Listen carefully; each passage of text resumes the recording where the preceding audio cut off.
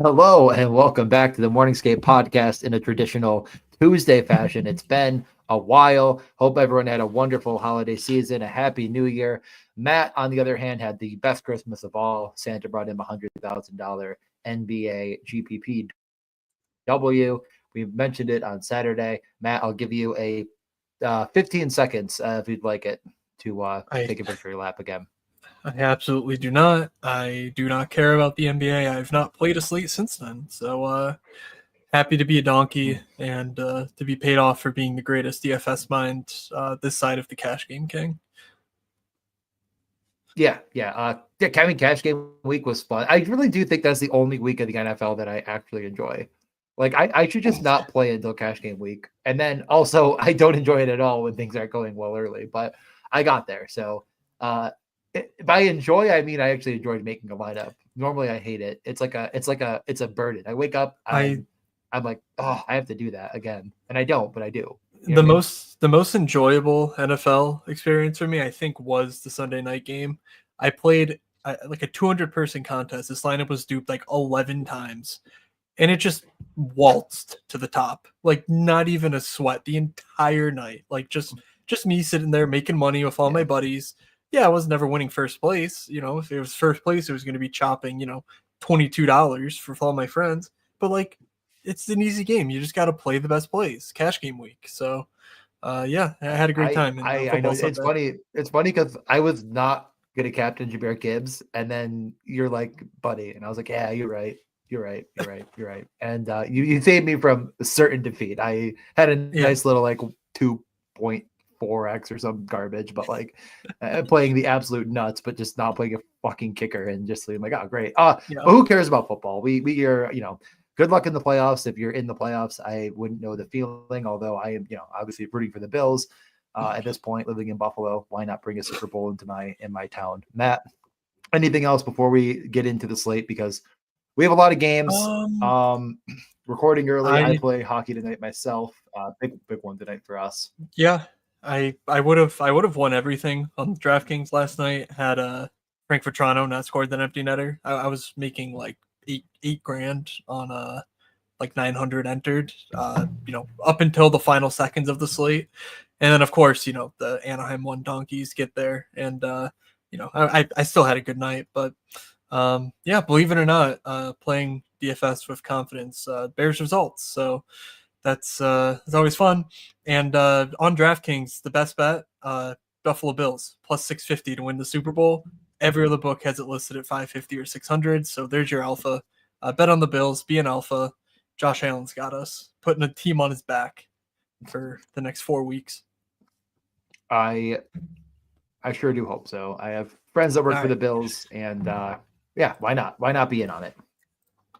So yeah, what game are we starting with, by the way? Because I pulled up DraftKings Sportsbook and I was like, ooh, I doubt this is the right one. So the slate order goes. I'll zoom in a bit. The slate order goes: Edmonton, Boston, Ottawa, Detroit, Dallas, Rangers, Columbus, Pittsburgh, Carolina, Tampa, Toronto, Philly, St. Louis, Minnesota, Nashville, Winnipeg, Calgary, Anaheim, Vegas, San Jose. That's how it sets up. If you are watching on the YouTube, you will see my helpful rainbow sheet set up for the for the Edmonton, starting with Edmonton. But basically, there's a few good games, namely the Rangers. They're always part of fun games from both a pace and expected goals and actual goal standpoint. And then the Vegas San Jose also looks pretty good from that respect, though, it's mostly because Vegas is far better than San Jose is. And then a few good matchups strewn about the slate that we will touch on in, with varying detail. So let's just get on in to the first game of the night. What do we have on Edmonton and Boston?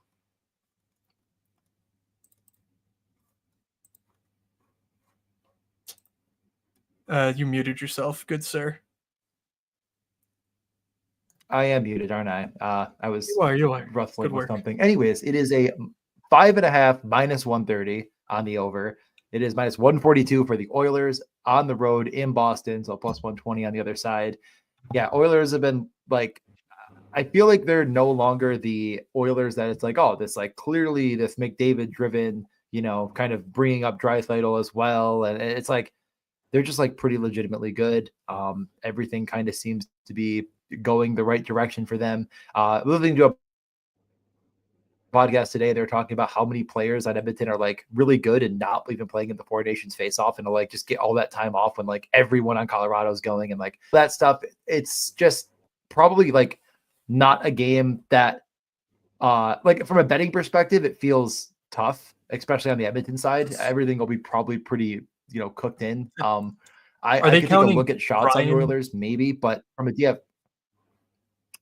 Are they counting RNH as a good player? Is that because it's Draisaitl and who else? Oh, I guess Bouchard. Okay. Yeah, it's okay. Sometimes you forget about Bouchard. That's fine. And Hyman at least scored some goals until he got demoted, but he was also playing well. He's not going. Remember, he got left off. Many were wondering about him, but other than that, not too many players to worry about. But the point I'm trying to make here is like, this game doesn't feel like it's something you need to target from a betting perspective, but like I do think it's much more interesting from the DraftKings perspective. I don't think it's going to be piled on. Oilers on the road in a 5.5 against Boston, which people just, I think, instinctually stay away from. The pace is bad. It's not, but like it's, I feel like largely Boston driven. Like they have absolutely nothing outside of the top two lines, and the Oilers kind of don't either. So I don't think I'm like afraid to play this game as much in DFS, but I just don't know if there's any like projectable median that's going to be not already completely nuked by the sports books. Yeah, I mean, so, any initial thought? I mean, it's Draisaitl for shots is going to be the bet there. If you have it, other than that, like I think you play on DFS. If you listen to this podcast or listen to the YouTube and watch the YouTube and don't sub to my newsletter, you're missing out on pretty much once a week newsletters breaking down slates plus Slate recaps when the major contests come as far as GPP is concerned. But just pulling up something from Friday, I sort of came to the realization that, I was a Austin Matthews bull in the offseason.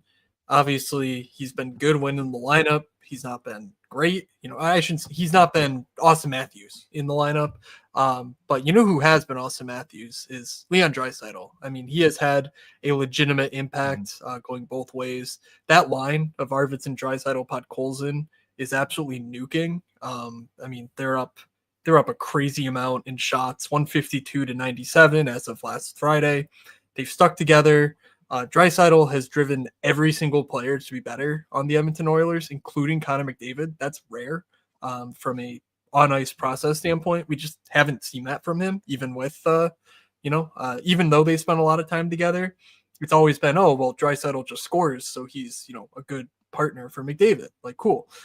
This year, he's driving play the way that, everyone who was like, oh, this playoff Draisaitl, like, he's just that guy now. So he honestly has been the best player in the NHL this season in my book. He's dragging this team to where they are currently. McDavid's been good, but Draisaitl, I think, has really been the straw stirring the drink here. So getting him for 1,000 less than McDavid with cheap line mates who've been uber productive as well, and Podkolzin and especially Victor Arvidsson, I think you could continue to bet on Draisaitl. You can play Arvidsson as a one-off. He doesn't get secondary power play time, but you don't need it.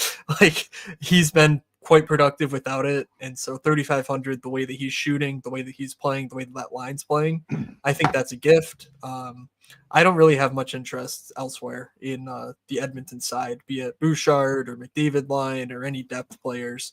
Like, I'm good just sticking to that Draisaitl line until further notice. Yeah. I mean, could you take a look at Ekholm? The blocks have been good. Like shots plus block, like fantasy production wise, it's kind of there. It's just like, is he going to get the points to go along with it? And it's pretty fragile at 4,400. But like, if you're telling me, Draisaitl wins the slate, now all of a sudden you're like, well, then now Ekholm might be involved. Like, is there any interest? Because like I said, the floor has been good. It's the main problem with that is if you're betting on Draisaitl, Bouchard and Ekholm spend so much time with McDavid, even on the road, that like if Draisaitl smashes, he's almost always going to have Darnell Nurse and Brett Kulak on the ice with him. Like, they're just a team where the deep pair, I guess now it's Troy Stetcher, but whatever they wind up doing, it's not going to be Ekholm and Bouchard behind that line. which honestly makes it even more it's actually impressive pretty, that line's been so good. But like it's yeah. just they don't correlate. Like it's fine, but they don't correlate. So It you're is. not It is as pretty good a stack. crazy how concerted that effort looks unbelievably strong. Actually, in the past couple of games, I mean, they have. I mean, we're talking like 18 of like the 24 minutes Ekholm played, where or whatever it was with like it's insane how much they try to put them together. So that's a really good point. If you're wondering where to find this information, by the way, I'm just gonna post it just in case. But it's on HockeyViz. You can scroll through some of these charts if you're wondering, like, oh, I like to bet this guy with that guy and this, that, and the other thing. Really good point. If you are stacking points or something, like Bouchard, probably not with Draisaitl. Like you're really trying to thread a power play needle, you might as well just bet it on the power play if you can find it. Whereas McDavid, a guy like Connor Brown, who I mean, like if you're playing McDavid, I actually think like you can play Connor Brown. I don't think you're completely wrong. You But didn't even we can move on to Boston. That link that let me just there's a whole second part of it that is at the actual look that you were trying to get at. Well, yeah, but this is the whole game. You can look at all the stuff, and then you just posted the actual. Just scroll. People don't want to scroll. Okay, this is their whole last game. Yes, away D with F. So you're going even more in detail. The only people listening to us are clearly idiots. So you got to spoon feed idiots.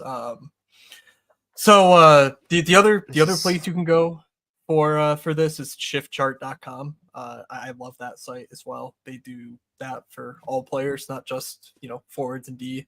I really like their layout too. If you ever want to get really deep down a rabbit hole. All right, heading to the Boston side. Yes, GA, you did miss it. I'm sorry, bud. You got to rewind. Boston, again, we mentioned it. Not a ton of interest going against this Edmonton team, but they did go back to Geeky Zaka Pasta and Marchand Lindholm Coyle on I think they went back to it Saturday. Mm-hmm. I'm not sure if that was a practice or not, but whatever case, the last we saw of Boston, they broke up the Lindholm Marchand Pasta line. So you're just looking at standard Boston. Nothing special. Oliver Wahlstrom revenge came and went against the Islanders. He did not score a hat trick. So for shame, Oliver. You really should have done the thing that would have been the funniest thing possible. Yeah. Not a lot of interest. I think Pasta is going to be incredibly low owned, but it's pretty hard to like sink all of your cap into that. You look at the last game, a lot of goals to be had, not a metric ton of expected goals on either side. 9 goals in an overtime. Islanders win. Isn't really the whole story. I think I'm probably fading Boston just regardless. It just seems unnecessary on this slate. There's a lot of better options. So we can get to what's probably not going to be in my lineup, and that's Ottawa and Detroit in the, I believe, lowest total. Just taking one more scroll. No, not the second lowest total. Duh. Because there's a game that's obviously the lowest total. It's a 5.5 minus 122. Road Ottawa minus 122 favorites in Detroit. I mean, I can see where you play this game, and it's strictly the goaltending is bad. Olmark is out. The quote from Travis Green was basically, he's not practicing. He's day to day. I don't know what to tell you. Like he's not practicing. Like it almost seemed like he was so frustrated with the whole situation because he finally had, Olmark has truly been one of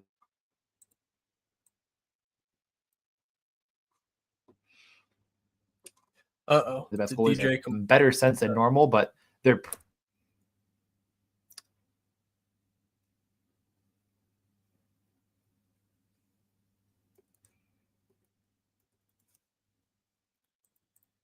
DJ, what's the status report?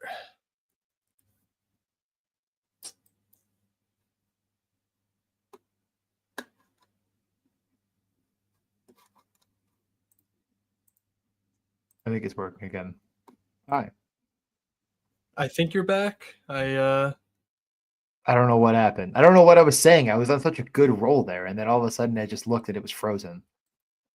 I was rolling. You said the goalie sucked, and then okay, I said the goalies suck, and then I went into the whole thing about Olmark being out and the coach being very sad, and he'd been really good, and then it's like, Forsberg and Merlanen, Levy Merlanen now, and they're very bad. So it's like on one hand, you have this game that sets up to be a very low event, boring game with terrible goaltending, and I was having fun. And then so I'll let you. What were you saying? You're probably saying better stuff that's more important. No, I did not. I did not start seeing anything useful because my brain shut down when I realized that when I updated my to-date season stats, that Tim Stützle, I did not update the umlaut, and so my brain broke. And I'm sure it was a great listener experience when you were frozen and I was sitting here playing around in my Excel for a solid 30 seconds. Anyway, Okay. We saw revamped middle six lines in Ottawa. Top line stays Kachuk, Pinto, Greg, but they practiced Giroux, Stützle, Batherson, and Nick Cousins, Josh Norris, Adam Gaudette, third line. They also had a pretty gruesome sounding Jacob Bernard Docker injury in practice. Yeah. And apparently Nicolas Matimpalo, not even sure who that is going to draw in on the third pair for them. But I'm not sure where Travis Hamonic is. He could be hurt. He could be playing. He could have been maintenance. I don't know. So just whatever. Who cares? No one really cares besides, well, not even me. I don't care. So I will just say, reiterate that Shane Pinto's been pretty good in the last little stretch on the season. He doesn't look anything special, but he's 3,400 on a bit of a heater and playing with Brady Tkachuk. So things could certainly be worse than playing 3,400 Shane Pinto. Certainly would not play Tkachuk alone. Like I would just play Pinto with it. And then Ridley Gregg is also cheap. So that top line is going to cost you less than 15,000. It's not great, but it's also not terrible. Ridley Gregg has picked up his game recently as well, which just so happens to be correlated to the time he's been moved up to the top line. So a little bit to like there. The only other, the other part of this game in Detroit, I think, is even less interesting than Ottawa. I was showcasing the rainbow stuff earlier. This is the worst game, hands down, by pretty much any metric you look at, just as far as the matchup is concerned. And the same lines from Saturday hold. So Jonathan Berggren, JT Comfort, Vladimir Tarasenko, they're perfectly correlated, but it's a second power play. And so even though they're, less than 9K for three players we've all heard of pretty much, if you've, been around the block, it's not all that exciting here. So any thoughts on Detroit? I mean, like I said, this is a game to build if you goalie voodoo magic, and like that's not how I ever build. So the game looks like crap for DFS. I'm not going to play it. I'll take a couple looks at the betting card. We'll see what Pinto is for shots, because like I just still believe in him as a rate shooter. Maybe it's just the recency bias, but then again, he's not that old. Like he started to hit a stride that was, we're talking like 3.5 over unders, and now he's at 1.5 and he's back on the top line and stuff like that. Like I think there could be a bet to be had here, but like this is, I feel like, a trap DFS game. And if it gets there, it's going to be one of those classic, 9-goal games with your freaking, 3 expected goals because the goaltenders are bad, but I'm not going to build that way. What do you got? Yeah. You're top of the slate expected fantasy points over the last 10. Dylan Larkin is 5th. Dude's been on an absolute bender. Seems good. 6 attempts per game. He has 4 goals, 4 primary assists. But yeah, let's see, what is that? 6.78 actual or expected goals. So he's been shooting from inside the goalie, apparently. I don't know. That's pretty good stuff, though, from Dylan Larkin as of late. And, of course, he gets Lucas Raymond riding shotgun, 5-on-5 and power play. And then Kane DeBrincat with Andrew Kopp round out the top power play unit. Kane and DeBrincat do. So I don't see anything I like here, but Dylan Larkin, I think, deserves a mention at 5,900, given the way he's played of late. Yeah. All right. Next game, Dallas. That's a good call. Yep. Yeah, next game, Dallas and the Rangers. Go on. This game looks pretty solid. Going both ways. The Rangers have picked their game up.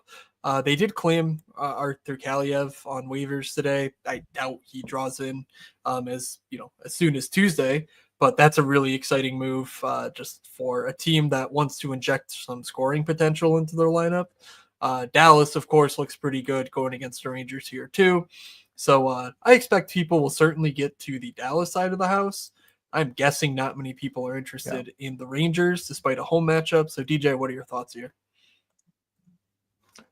No, I mean, it's funny because it always felt like us being like, yeah, the Rangers, you could target them. Like, they're not that good. And now everyone's like, Shesterkin's gone. We could target the Rangers. And it's like, that didn't even matter. Like, you could have, like, I do worry about this being chalky because it's very cheap on the Dallas side. People are not afraid of Jonathan Quick, who will probably be in net. And I worry about how easy it is to find the correct combination on Dallas that wins a GPP on a 10-game slate. So I like Dallas. I think it's a really good matchup, but I don't think I'm going to play it because I do think that both lines are going to be piled on, not to an extreme degree because they'll both eat some of their ownership from each other, but Dallas will be a very popular correlation piece. I think if I'm doing it, I might just get different and just get kind of skinny with it and hope that it comes through a very, small subset of players. Like just go like Miro Johnston, for example, cover boy right next to me here. He's been really good and like playing well with Duchesne and Ben. And it's like, well, the Duchesne line was working. Why not add a better player than he was playing with before? That's working. So like, I might just get skinny with it and hope that it comes through because I don't know. I honestly, I'm probably not going to play it on Dallas, even though it's a good spot. Yeah. I mean, like you say, it's a 10-game slate. These lines should split ownership to some degree. So I think you're pretty safe to play Dallas here, especially if you mix in like a game stat component. We'll get to some Rangers options, but I certainly don't think there's going to be, a 40% line here that you're just like, you just can't play them. No. So Robertson, Hintz, Dadonov comes in for 14.5. With all the injuries, Marchman's not scheduled to return for at least another week or two. Dadonov is getting secondary power play time, which again for this team matters because they pretty much split their power plays. So that line all gets power play time, as does the second line with Ben, Duchesne, and Johnson. That line is 15.3, so a tad more expensive, but also a tad bit more productive over the last stretch of games. So both of those lines are perfectly reasonable. Top power play, of course, Hintz, Robertson, Ben, Johnston, Miro, Heiskanen. I don't think there's any need to go to the third line with Steele, Bork, Stankoven. Not only just the general cheapness of the top two lines, but also the Rangers' third line is like their only good line with Philip Hedl. Yeah. So really no sense in, saving when you could just play a mid-tier Dallas and I think get far better values. Final guy, if you think this game goes to overtime, Thomas Harley. I have not run the numbers, but I honestly think he might lead the league in 3-on-3 goals over the last couple of years. He did it again on Saturday night. Absolute hero come the 3-on-3. But he is 3,900, been playing pretty well, plays 22, 23, 24 minutes a night. And again, that power play time does matter because even though Miro steals some of it, he still gets, 35% of the power play time for the Stars. So I think there's a lot to like here. I agree. I just, again, like it's funny because you're like, okay, like all these injuries, like who's getting the run? Because someone else has got to be. And it's just like Sam Steele. And he's just like the penalty kill guy. Like, and like, that's the thing is like, they're going to be playing against a good Rangers 3. Like you can't punt here. You're going all the way in or you're staying out. I think that I'm probably staying out. I am actually interested in the Rangers side again. Like I have said from the beginning of the season, like I'm not going to be stacking against Dallas. Well, this isn't the same Dallas team that I was saying I wasn't going to stack against to begin the season. They're missing multiple pieces up front. And now it feels like there's exploitable, I mean, there's just guys that are not NHL quality players that are kind of, shoved into the roster. So I'm willing to go to the Rangers here. I think it's probably just the top line, Trocheck, Lafreniere, and Panarin at what I expect to not be very high ownership because people still respect Dallas as they should. They hopefully can draw some decent matchups, but the prices are never going to get cheaper, I feel like, than they are right now. Panarin's down to 7,400 and like, it's hard to replicate what he can do on his own. And the prices around him are just so cheap that you got to buy the low sometimes. And I know that we're buying the low on a team that couldn't get any lower, but the results should end up turning a little bit, especially when you're talking about the concentration of minutes that we should hopefully see here. if this all stays together. So I'm actually pretty high on NYR1 in every respect. That's I mean that's the thing. It's like, yeah, they've not been good. I mean, you see Panarin 6.5 actual fantasy points per game last 10, Lafreniere 5.5. Like, it's just been dire. But that line is 17.3K. Like, I mean, this is a line that even when Lafreniere wasn't power play one, which, you know, we're not sure about the status of Chris Kreider, so stay tuned on that. But he was taking Zibanejad's spot, you know, before Kreider was scratched even. So, like, it's very possible that even if Kreider plays, this line is perfectly power play one correlated. This line was 20K without Lafreniere being a perfect correlated piece. So you're certainly getting a discount. I think people are afraid of Dallas. They're really weak defensively. We should also mention Igor's hurt. So, like, from the Dallas end of things, and also just from the game environment, like, that actually probably matters, whether it's Quick or Domingue, you know, doesn't really matter to me. But yeah, the final piece that I would just want to mention is if Kreider doesn't play, Johnny Brodzinski was in the top 6. Very clearly a Arthur Kaliev destination if Kaliev is able to get to get to town in time, and if Lavi wants to play him or not. That's certainly a spot he could go if Kreider continues to miss time, in which case I would be very interested. I bet he's not even on the slate, so whatever. But maybe if we badger DK support come the morning, we could could get him at it. There were rumors that the Kreider thing isn't good. I have no idea. They're not from me. They're not from anyone I'm even positive knows, but I've heard rumors that he could be out for a little while. Maybe not super long term, but it's not like an immediate situation, which might be why they went out and got Kaliev. And then, like you're saying, that's the spot for him. But you're talking about a guy that couldn't crack the lineup for, I mean, whatever. You could listen to beat reporters in LA and say it's compete level. It's defensively, he just doesn't try. But I think a Kaliev, a guy that had shown pretty good rate stats, pretty good usage, a guy that we were like, this could be a fantasy relevant player if the role emerges. It could emerge this year, and it didn't. Well, now it has. So, like, it's worth monitoring for sure. But, like, it is not like he's obviously going to see 15, 20 minutes now. Like, we would have been salivating at minimum salary. He might still see 11, even if he goes in for Brodzinski. It's far from an ideal landing spot, given the way Rangers have treated, young guys in the past. I will note though that like the only reason Kaliev is on the outs in LA the only reason he's out of LA is because he got hurt in training camp. Once Dubois got traded, they had him penciled in the top 9, and he did really well in training camp by all accounts. I'm not sure if he made it to a preseason game or not. I think he did. But like there was no signal that he was going to be anything but a top 9 stalwart. And then the season started and the Kings were awesome. And it's like, well, you're not going to bring him in to be a fourth liner.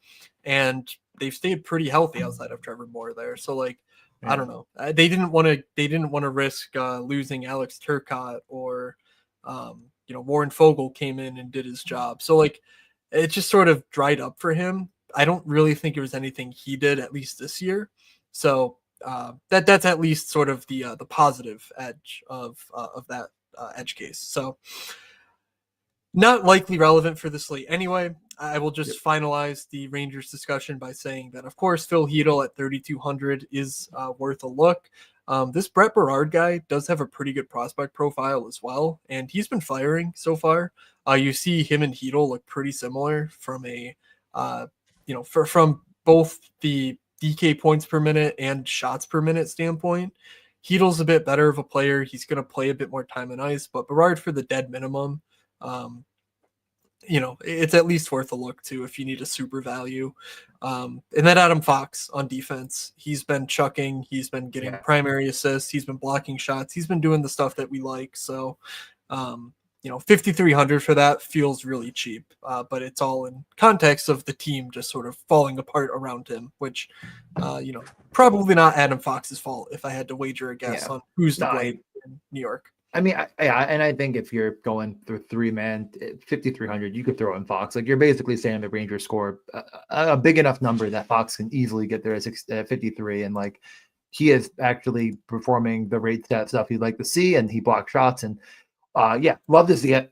There's only a few defensemen that have been much better than him, and one of them's in our next game.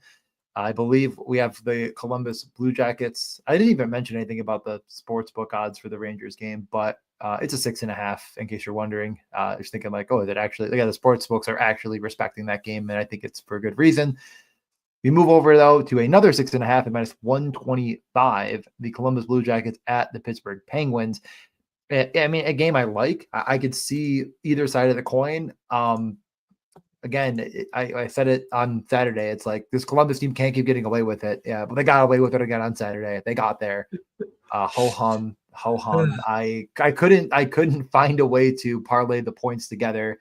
And then I saw 11 and 7, and I was like, oh, crap, they're gonna get there. Great. So I'm just gonna lose. And I did. And then they got there and I lost. It was fantastic stuff. Once again, not going to them. I think this is even more of an enticing situation. I already staked my claim. I like the Rangers a lot. I like them more than Columbus. And I understand the usage is also good for Columbus, and they've actually been performing, but you're buying the absolute peak ceiling on all of these guys. And again, like, think about it. Like, what's the price right now on the 4? I mean, it's got to be the 4. So the top line is 19K, and obviously Werenski 8,500. So you're talking 27.5. Yeah. And the Rangers are what? I think you go back to it quickly, or is that going to be annoying? Yeah, it is about 22. 17. So about 5K less for the 4-man about stack. 5K less. Like, if I would have told you, like, hey, on January 7th, Tuesday slate, you could get the full Panarin line plus Fox, or you could get Voronkov, Monahan, Marchenko, Werenski, and you'd have been like, sir, the drugs are great, but could you stop doing them? I want to talk about something serious. If you told me this was a 4-man stack in Columbus that cost this much, I'm like, oh man, Adam Fantilli must have arrived. Like, he must, he must be like Jack Eichel reincarnate or something. And no, it's just Sean Monahan and Voronkov and Marchenko. Yeah. So, and like, I mean, again, I think the problem is like we were beating the drum, or at least I was beating the drum early on. Like, this is good. They are good. And then they got praised up to this level. And I'm like, this is now a bad play. Like, 10-game slate at Pittsburgh at, I don't know, 15%, maybe. Maybe they're too expensive. Honestly, Werenski probably left off of it. 12% though. Yeah, it's a bad play. I'm going 15% across the board. Werenski maybe 10. Yeah, so, it's a bad play. Like, I just I think it's a bad play. And like, if it wins, it wins. I'm not saying that it couldn't win. Like, everything leads to the puck could bounce in their way, but like, I'm betting on the Rangers, and it might just be being stupid, but it is what it is. Any other thoughts here? We can argue until we're blue in the face about whatever. All I can say is that it's been sustainable. Like, they've been excellent. They're generating the looks, and they're getting paid off for it. So like the groundwork is there for it to continue.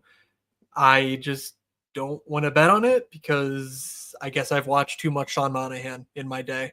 But yeah, I also think this Pittsburgh team is better than the average Joe thinks this Pittsburgh team is, which is a big part of it, I think. But if I would be lying if I told you I was not just betting against Columbus every time they're on one of these slates anyway. So just to note on the depth, JVR, Sillinger, Johnson, nothing there. Kent Johnson's been priced up, and he's not been very productive despite his role on the top power play.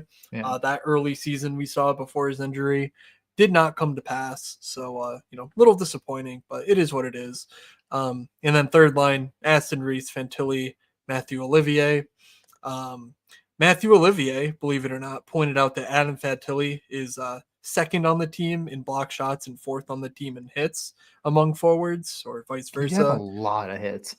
So I remember, we talked about that before the season, that like if he gets there, like his hits are good. Like, he actually has all these other metrics, and it's like you watch him play. He plays hard. He just isn't that good. He might get there. I'm not saying he can't. Like, some players take a little more time than others. Maybe he should have started in Cleveland. Like, I don't know, but like definitely has a complete game to him. It just hasn't come to fruition yet. And if it ends up, he's one injury away from maybe being in a bigger role. So, and again, MSP correspondent Matthew Olivier telling basically like, this dude is like one of the best hockey players I've ever played with. He's so talented. He's just playing his role to perfection right now. And guess what? When you've got Monahan, Voronkov, Marchenko scoring every single goal and Zach Werenski scoring every single goal, yeah, you just need to play a all-around game, and Yeah. you'll actually win some hockey games like Columbus is. So Fantilli is interesting, but not anything super special, especially in this matchup again. So keep an eye out for 11-7, 12-6. LeBanc missed last game due to the birth of a child, so depending on whether he draws back in or not, that would change things up here. All right, Pittsburgh. Rust, Crosby, Raquel, Cody Glass, Malkin, Michael Bunting, Beauvillier, Hayes, Drew O'Connor. Philip Tomasino is hurt. I think he's day-to-day or week-to-week with a lower body injury. Chris Letang is back. Yeah. So Matt Grzelcyk is stuck on the top power play over nobody. Yeah, this is right, just minus Letang. Right? You got it right now. Yeah, it's right now. Carlson, Letang, power play 2, Grzelcyk, power play 1. Yeah. Whatever. Like Sidney Crosby's been awesome. We mentioned Dylan Larkin, and Sidney Crosby's basically just like, fuck it, I'll do it myself. And that's just sort of the way he's playing right now. So 7,500 is very discounted. He gets the tougher matchup with the Columbus 1 line because, believe it or not, they still use Sidney Crosby in shutdown matchups. But Russ, Crosby, Raquel, it's fine. It's pretty expensive, so not that enticing. But Glass, Malkin, Bunting gets the top power play run. It's not nothing. Bunting especially is a fine one-off. Grzelcyk, Carlson, they almost won me the slate yesterday just with Carlson scoring, and I think Grzelcyk did a little something. So, I'm a little biased, but they're both okay at their respective prices, even though Carlson's been priced up. So, the final guy I'll mention is Kevin Hayes. He returned from injury. This is only 2 games worth, but he's been absolutely firing. He had a blocks bonus yesterday. I think he scored as well in both of his games post-return. Maybe not. I could be wrong there. Gosh, I got sick a week ago, and I still can't talk normal. The thing I'll say about Kevin Hayes is that if anything changes with their top power play, Hayes was on the top power play before he got hurt. It wasn't Malkin Carlson. It was Kevin Hayes up on the top unit in place of Brian Rust. So Kevin Hayes, one-off. He's the dead minimum. There's at least an outside shot that he just sort of moves up into that top power play role alongside Sidney Crosby, which of course we would like. So that's really the last thing I'll say about my Pittsburgh Penguins. Yeah, I mean, you kind of alluded to it, but I mean, if you go to the chart we put up earlier for Edmonton and you look up Carlson, Grzelcyk, who are they playing with? And it's like the darkest of dark reds, biggest of big, squares of Raquel, Crosby, Ross. Like that is clearly the effort. With Tang and Petters and Marcus Pettersson mix in a little bit, but when you're stacking, I think be mindful of it. Like Grzelcyk's kind of a gross play. He doesn't have good rates historically or currently. But he 20 assists it's a thing. Like if he gets you 12, you're not dead, especially if your stack gets there. Like I think you could at least take a peek at it, but that certainly is the effort. I don't love the stack. I think again, I just don't know if I'm getting there for Pittsburgh either, but it is a high total. There's probably something in this game worth looking at. I just don't know if I'm stacking either side, especially not Columbus. So I'm down to move on if you're ready to Carolina and Tampa. Yep. The Jake Gensel revenge game. Tampa. Oh, what'd you say? I said it could be one of them. Yeah. Yeah. The Tampa returns, to the East Coast. Tampa returns home after a 0-3 Western swing. Yeah. They lost to San Jose. They lost Anaheim and LA. Anaheim. Yeah. I'll go over 3 there. Tough. The good old days of They scored 3 goals. Wow, that is tough. That is real tough. Against Anaheim, the Sharks, and LA. You hate to see it, but to be fair, that's what happened here. We have to just move forward with the information we have gathered. It's a 6.5 total plus 105 on the over 6.5. I have to imagine that could drop. So I would say if we're going to give any betting advice, I think the under here is fine. Tampa feels broken. They don't feel that broken defensively. Like the thing is too, like you're watching that Tampa game. I'm sure everyone on Sunday night was just glued to their TV to watch the Tampa Bay Lightning and Anaheim Ducks and not the football game or the gold medal USA game. Like if you're watching hockey, right? But like Victor Hedman had 7 shots on goal, eight shots on goal, something absolutely like the top line was just non-existent. Like you just didn't see them. And like it was like Hagel, Sorelli, Paul were good, Hedman was good, and then no one else existed against the Ducks. I mean, they're going to draw a tough matchup, obviously, against the the perennial top dog, defensive, juggernaut, Carolina Hurricanes.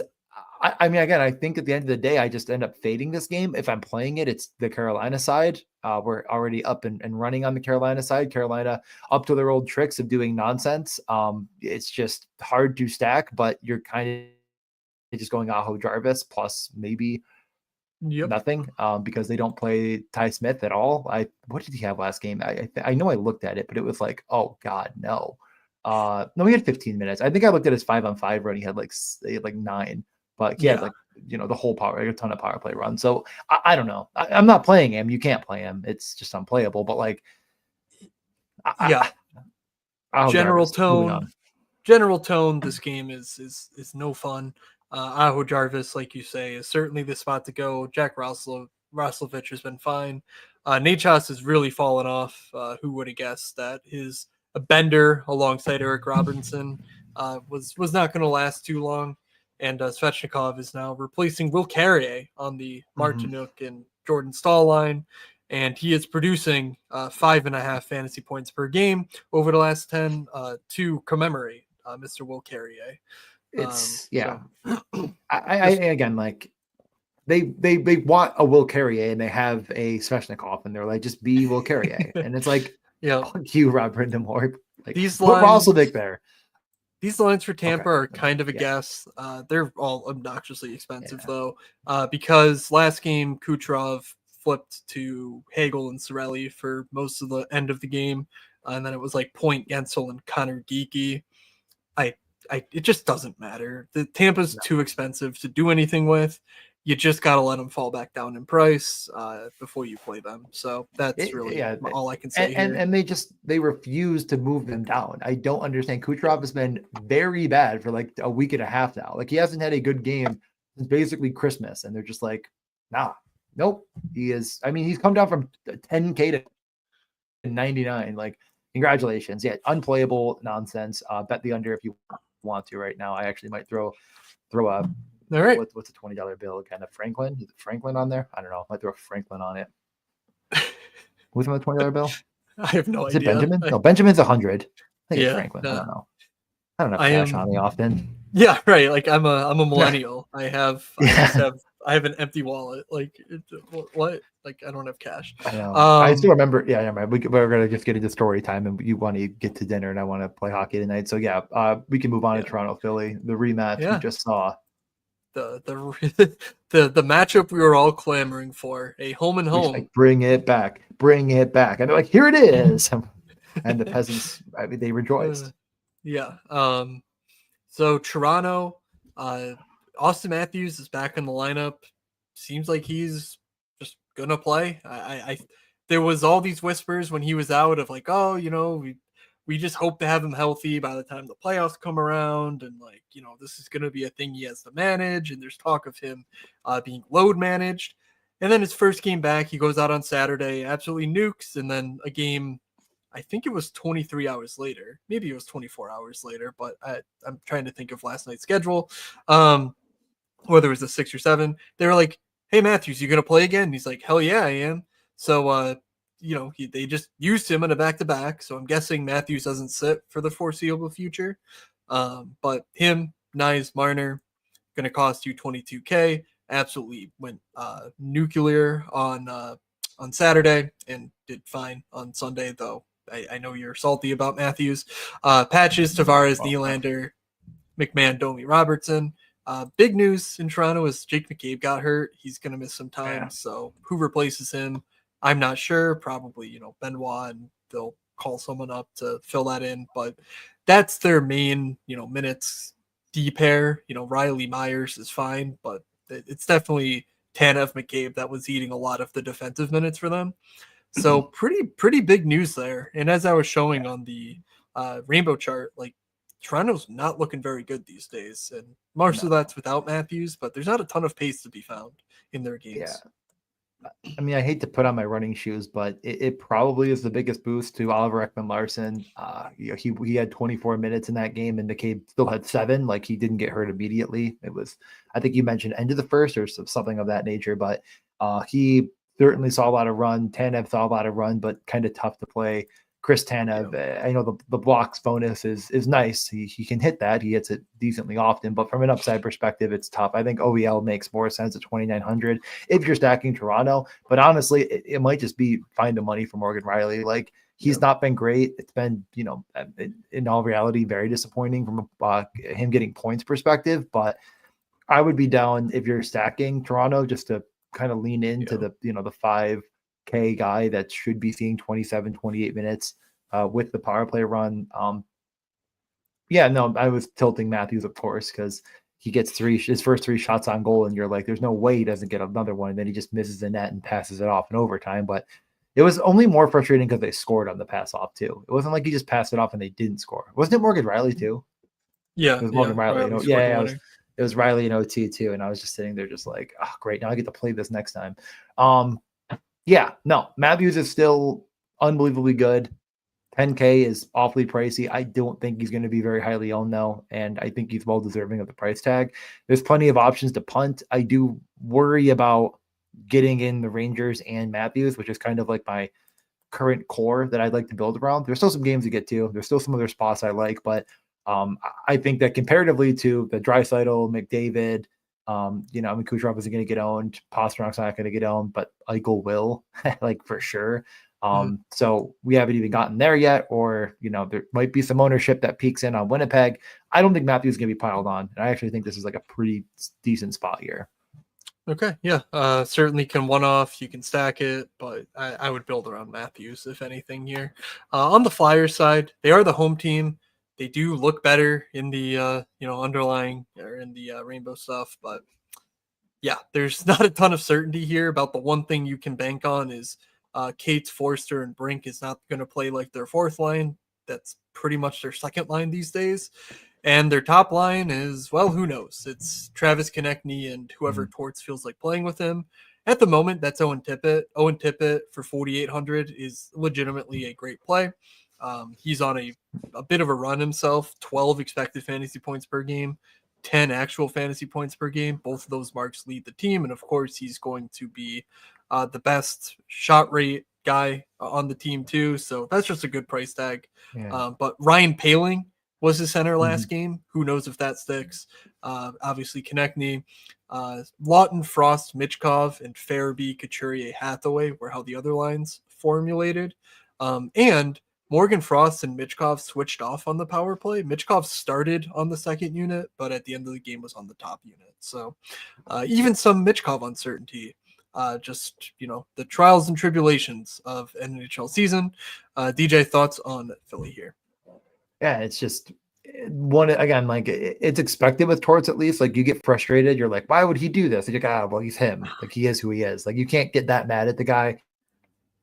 Owen Tippett is a great play. I definitely think if you're playing Toronto, you could just bring it back with solely him because he's going to get run in those kind of games, and he's like just one of the more dynamic players in the league. Like, just like watch the game. Like, I hate to be the watch the game guy, but like if you watch the game and you watch him, he is always exciting when he's on offense. Like even when the puck's just moving through him, like it's just like if Philly's getting there, I think it's through those two.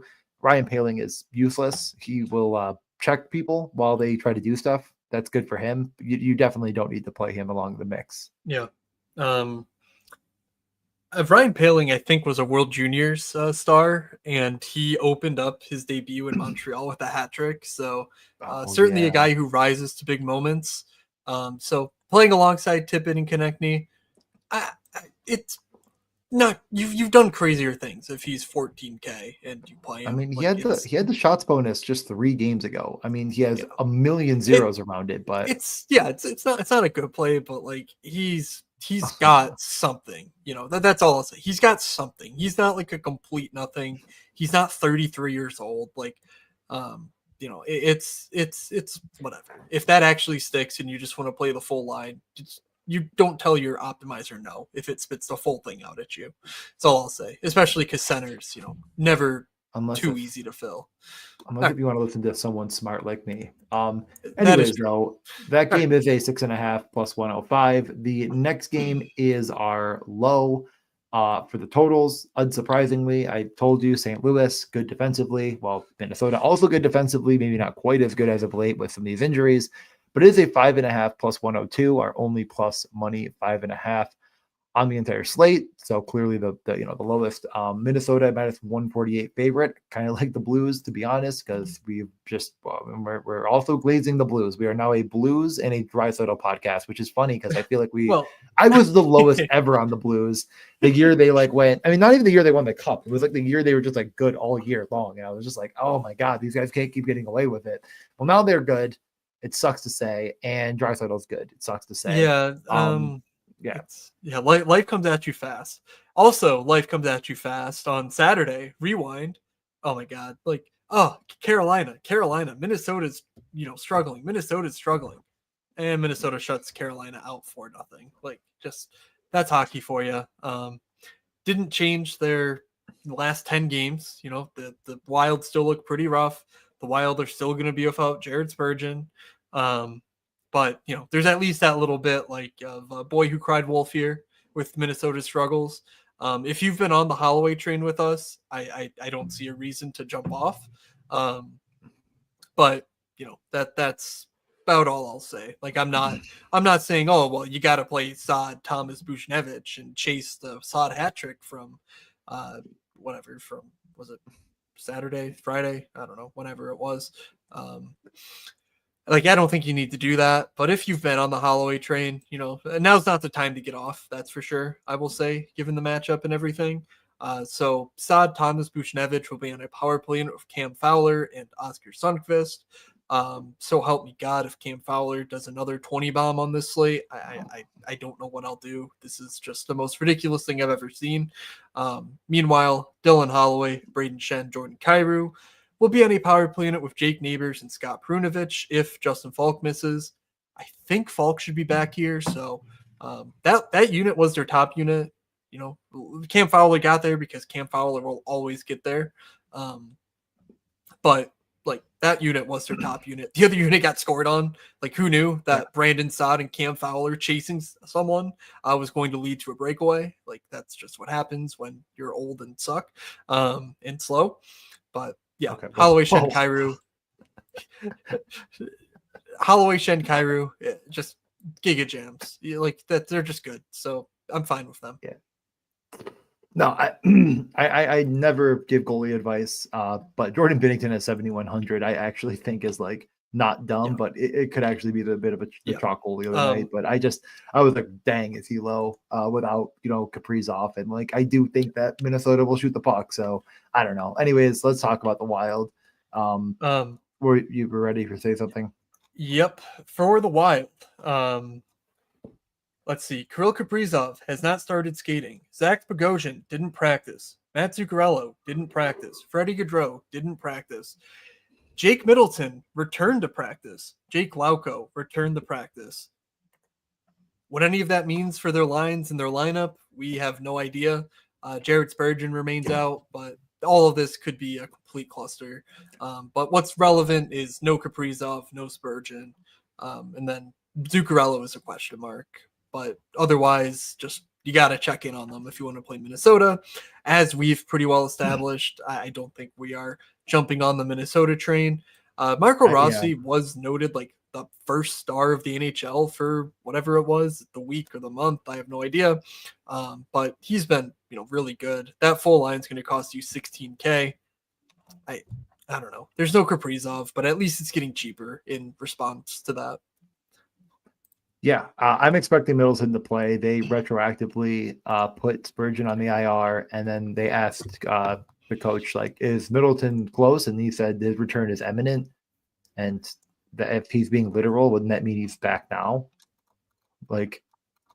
Yeah, means next game, this game. Yeah, that's a good read of the situation. I would say that Middleton's probably back. Like I said, Spurgeon obviously not back.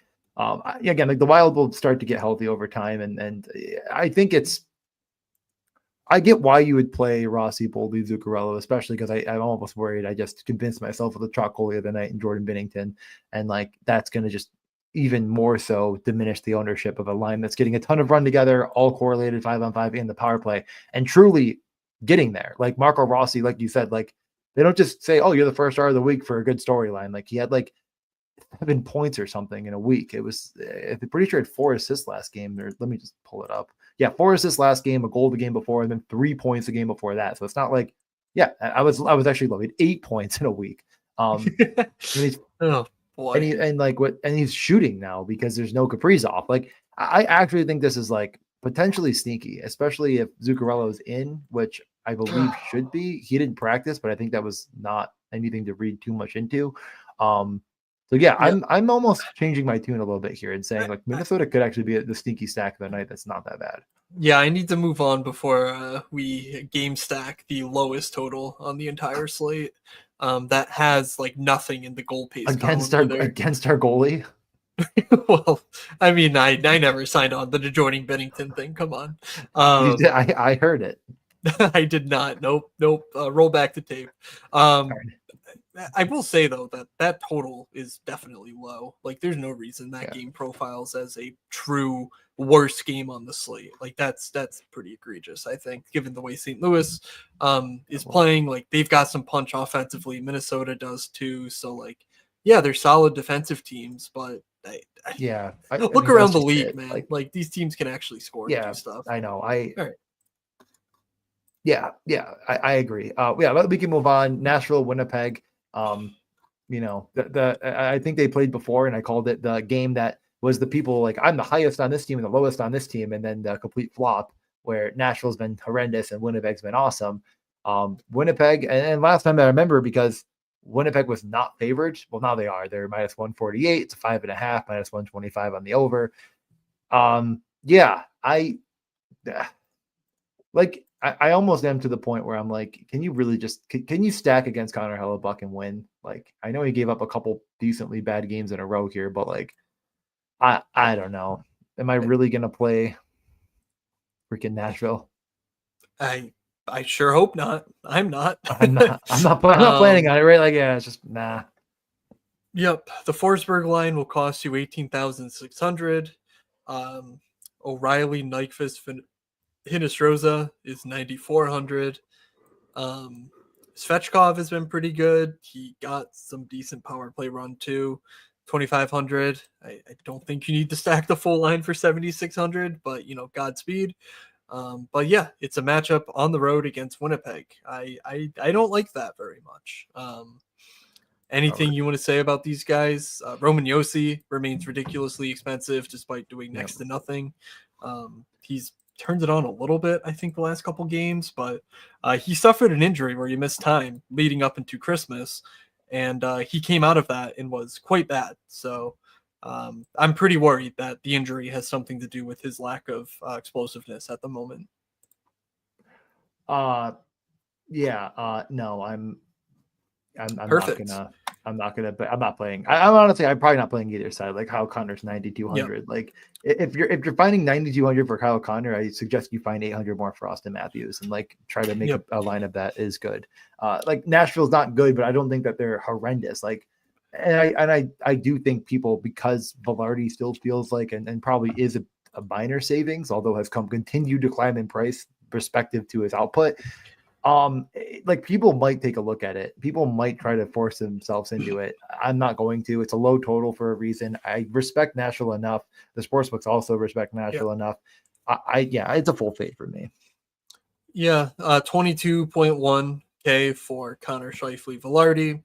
The one thing worth noting is that this is the second game in a row now where they've started Lowry, Niederreiter, Iafallo, and ended with Lowry between Perfetti and Ehlers. So I'm just gonna project that at this point, and I'll probably be wrong, but like it's at least interesting. I mean, it's at least a change. I don't know if is it good, is it bad? I have no idea. Yeah. Ehlers is still a point per game player, 5,800, getting run.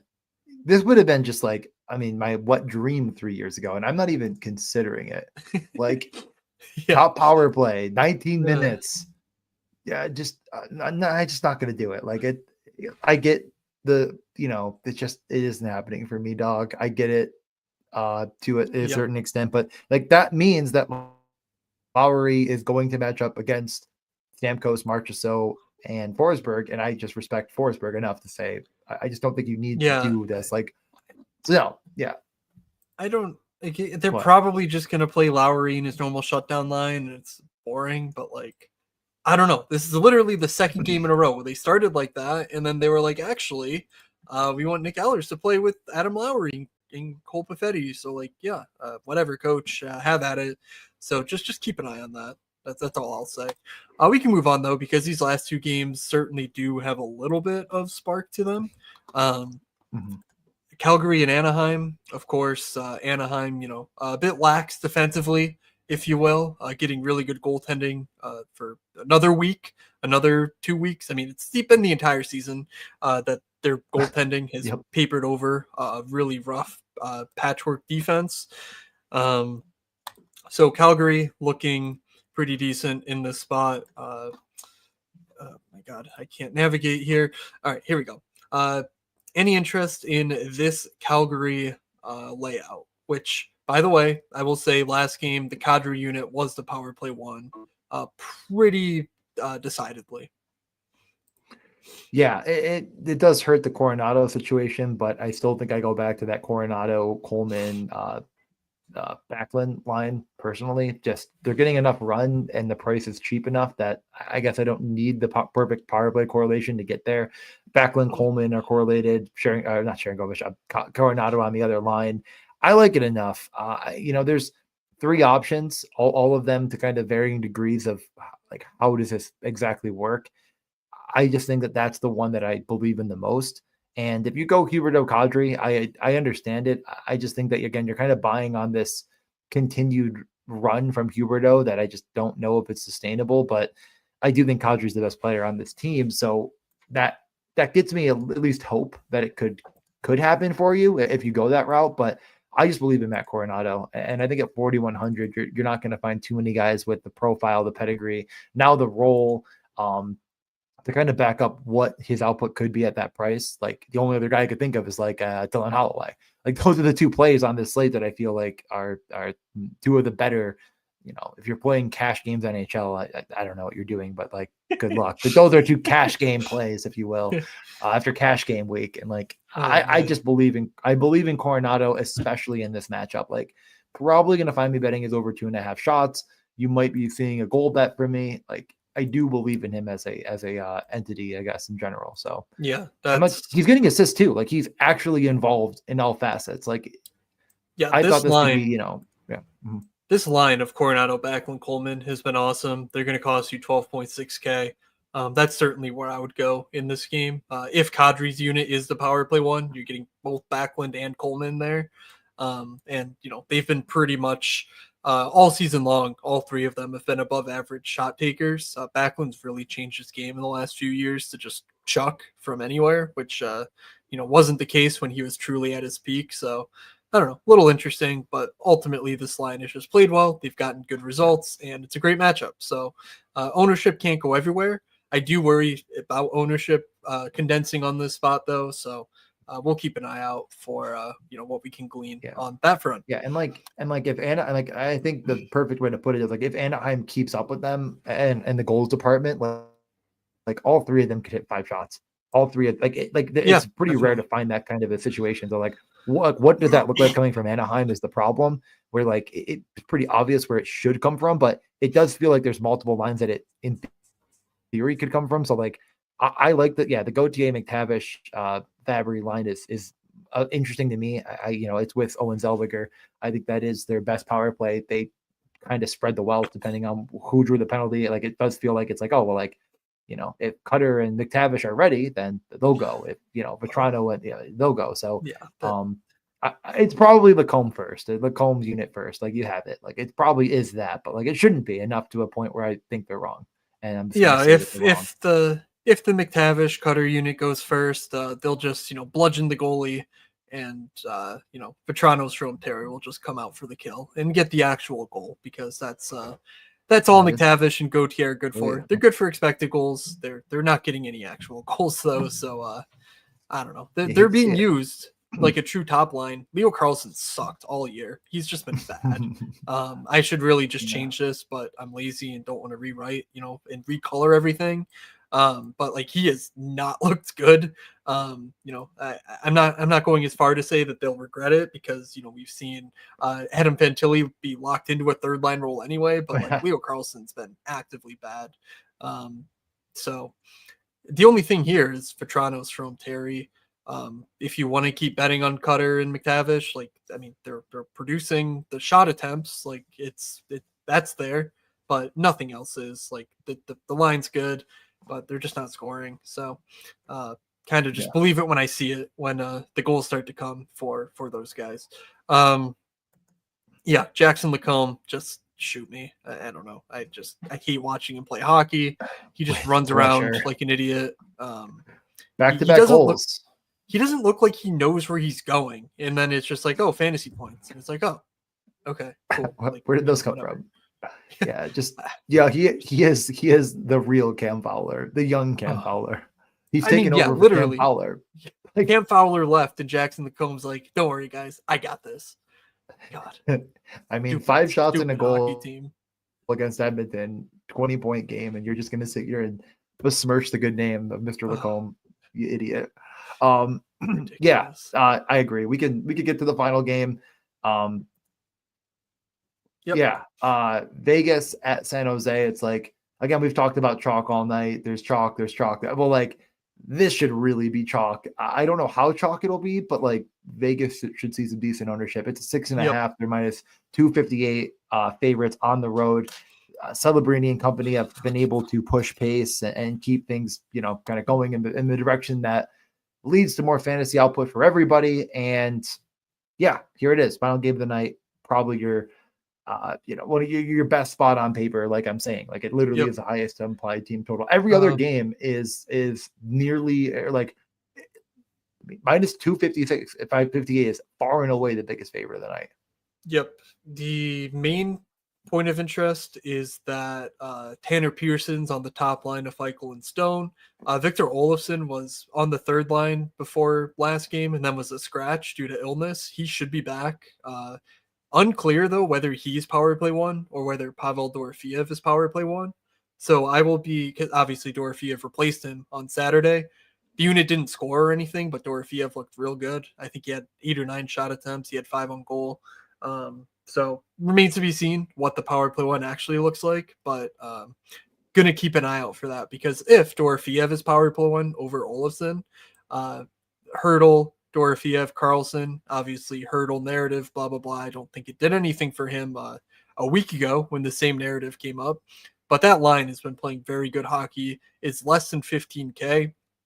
And I think we'll get a little bit of leverage on the Eichel Stone ownership for a much reduced price. So Carlson in particular has been very, very good.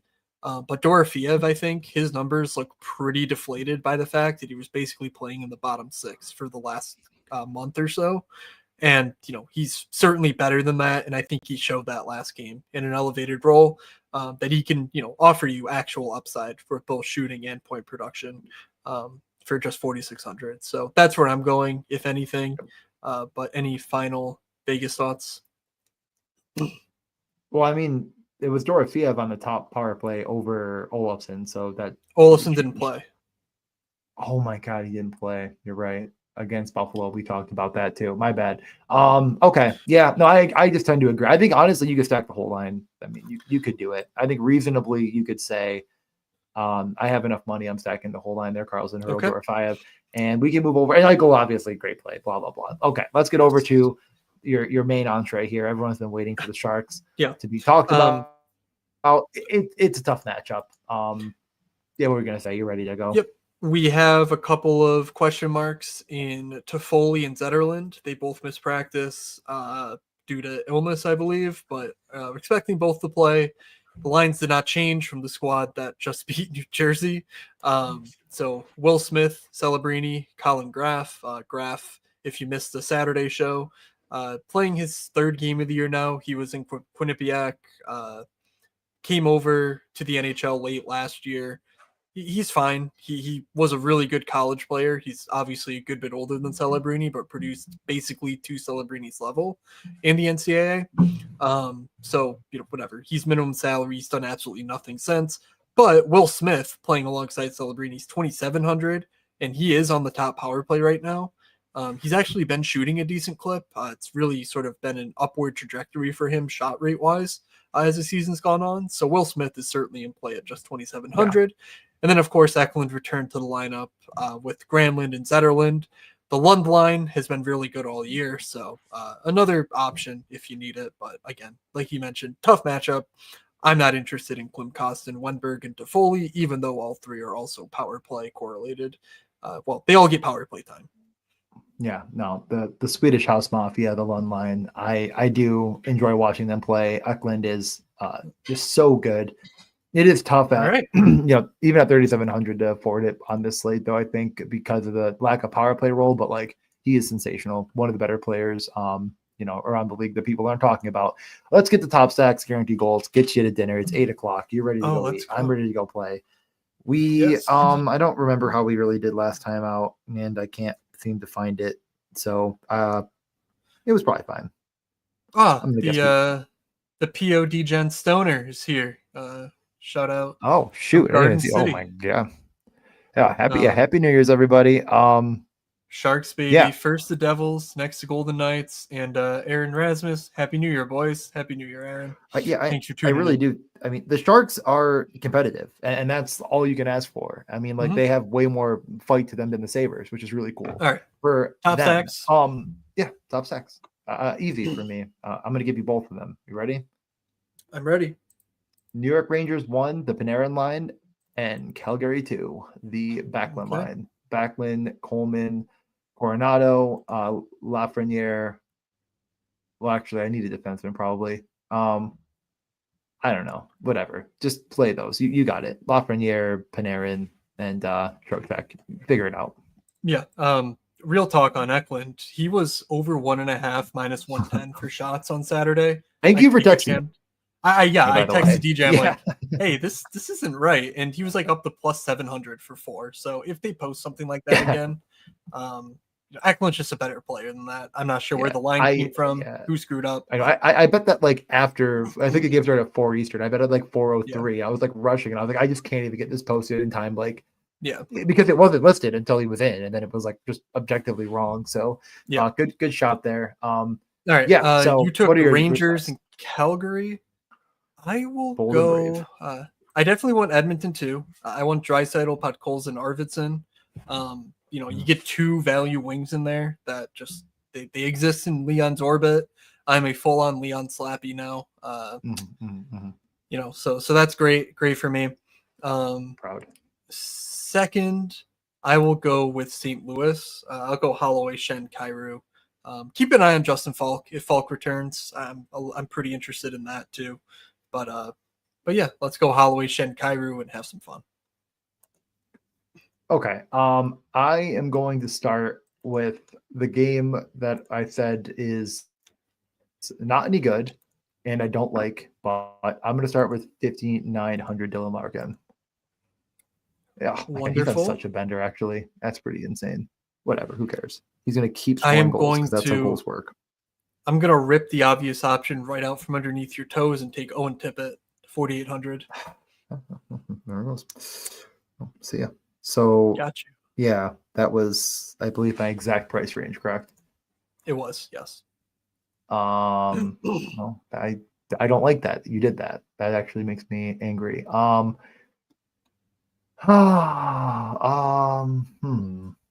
Do you have anyone else to go with Tippett? Are you ready? I'm not. Yeah, I will. I'm gonna wrap it up with William Karlsson, 5,100. You could take the hurdle exposure or for the revenge narrative, but Karlsson's been the fire. I think Karlsson gets it done for us with a guaranteed goal on Tuesday. Oh man, I just realized as you were talking, I was like Dorfiev, and then you said Carlson. I'm like, that's gone. I mean, there's Nugent Hopkins. Why not? RNH. Who cares? Ooh, RNH. spicy. RNH 4 goals in a row after he scores this one. It'd be 5 of his last 6. I mean, it's just happening. The guy's hot. Nice. He's playing with McDavid. McDavid's good. Give me RNH is shooting. I didn't even realize RNH is shooting again. Did you know that? I did not, but good shout. I didn't know he was allowed to do that. Alrighty. Yeah, let's close it down. A bit earlier show than normal, given DJ has hockey. But other than that, we'll Tuesday or Mondays and Wednesday nights we will be right. Mondays and Wednesday nights will be live, usually between 8 and 9. Well, I guess between 9 and 10, but we will go live around 8:30, 8:45, whatever. And yeah, that's where you'll catch us. So make sure you stay tuned to the Discord to get the latest on when we'll be live and everything else there.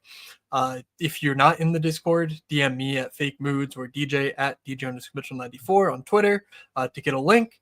And lastly, make sure you subscribe to my newsletter if you haven't already. Moods.beehive.com, where I do Slate write-ups, Slate recaps for big contests, and sometimes in the off season, underdog stuff or whatever comes to mind. So, DJ, anything you want to plug? No, just puck luck. I will be using the shot module, of course, to double check everything, run through some stuff, and I really do think that if you just wanted to take everything, just like everything out of the equation and just try to focus on the best 2 things for betting, I would say understanding the profile of a player and capitalizing on opportunity the change in the changes in lineups, the changes in whatever's going to that's how you do it. And this is a really good tool to say this player is in a new role now. What does he look like currently? Because it's going to profile the player really well to then kind of take the guesswork out of it. So yeah, because it's hard to just be I know the profile of every player, unless if you're freaking me or Matt.